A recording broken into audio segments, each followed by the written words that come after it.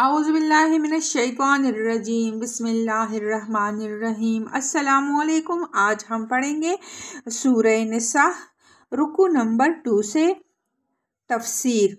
اس آیت کے متعلق مفسرین کا اجماع ہے کہ اس میں بھائی اور بہنوں سے مراد اخیافی بھائی اور بہن ہیں، یعنی جو میت کے ساتھ صرف ماں کی طرف سے رشتہ رکھتے ہوں اور باپ ان کا دوسرا ہو، رہے سگے بھائی بہن اور وہ سوتیلے بھائی بہن جو باپ کی طرف سے میت کے ساتھ رشتہ رکھتے ہوں۔ ان کا حکم اسی سورہ کی آخری آیت میں ارشاد ہوا ہے۔ وصیت میں ضرر رسانی یہ ہے کہ ایسے طور پر وصیت کی جائے جس سے مستحق رشتہ داروں کے حقوق تلف ہوتے ہوں، اور قرض میں ضرر رسانی یہ ہے کہ محض حقداروں کو محروم کرنے کے لیے آدمی خواہ مخواہ اپنے اوپر ایسے قرض کا اقرار کرے جو اس نے فی الواقع نہ لیا ہو، یا اور کوئی ایسی چال چلے جس سے مقصود یہ ہو کہ حقدار میراث سے محروم ہو جائے۔ یہ زنا کے متعلق ابتدائی حکم تھا۔ بعد میں سورہ نوح کی وہ آیت نازل ہوئی جس میں مرد اور عورت دونوں کے لیے ایک ہی حکم دیا گیا کہ انہیں 100 کوڑے لگائے جائیں۔ اس سے مراد یہ ہے کہ شوہر کے مرنے کے بعد اس کے خاندان والے اس کی بیوہ کو میت کی میراث سمجھ کر اس کے ولی وارث نہ بن بیٹھیں۔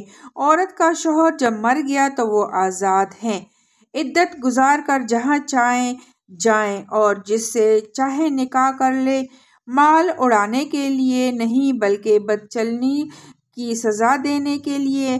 اس کا یہ مطلب نہیں کہ زمانہ جاہلیت میں جس نے سوتیلی ماں سے نکاح کر لیا تھا اور اس حکم کے آنے کے بعد بھی اسے زوجیت میں رکھ سکتا ہے، بلکہ مطلب یہ ہے کہ پہلے جو اس طرح کے نکاح کیے گئے تھے ان سے پیدا ہونے والی اولاد اب یہ حکم آنے کے بعد حرامی قرار نہ پائے گی اور نہ اپنے باپوں کے مال میں ان کا حق وراثت ساخت ہو جائے گا۔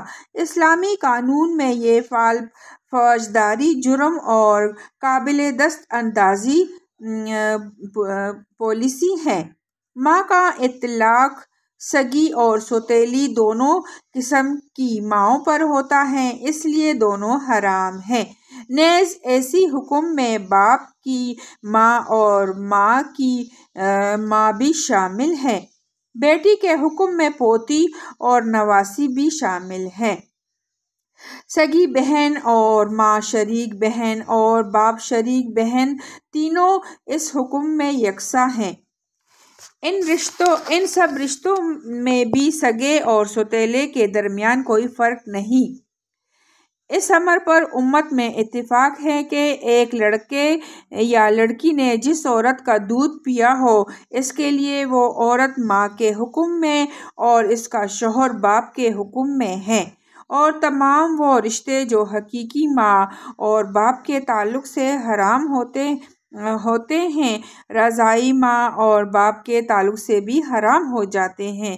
اس بچے کے لیے رضاعی ماں کا صرف وہی بچہ حرام نہیں ہے جس کے ساتھ اس نے دودھ پیا ہو، بلکہ اس کی ساری اولاد اس کے سگے بھائی بہنوں کی طرح ہیں، اور ان کے بچے اس کے لیے سگے بھانجوں بھتیجوں کی طرح ہیں۔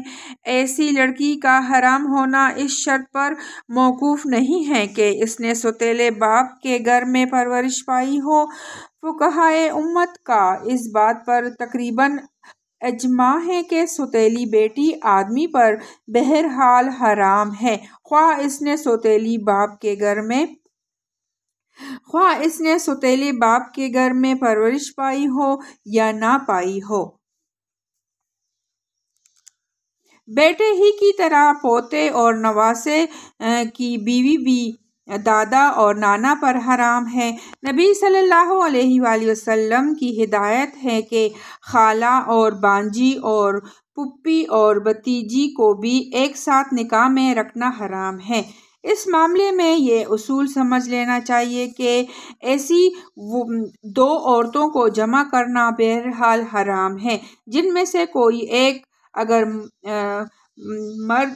مرد ہوتی تو اس کا نکاح دوسری سے حرام ہوتا، یعنی اس پر باس پرست نہ ہوگی، مگر جس شخص نے حالات کفر میں دو بہنوں کو نکاح میں جمع کر رکھا ہو، اسے اسلام لانے کے بعد ایک کو رکھنا اور ایک کو چھوڑنا ہوگا۔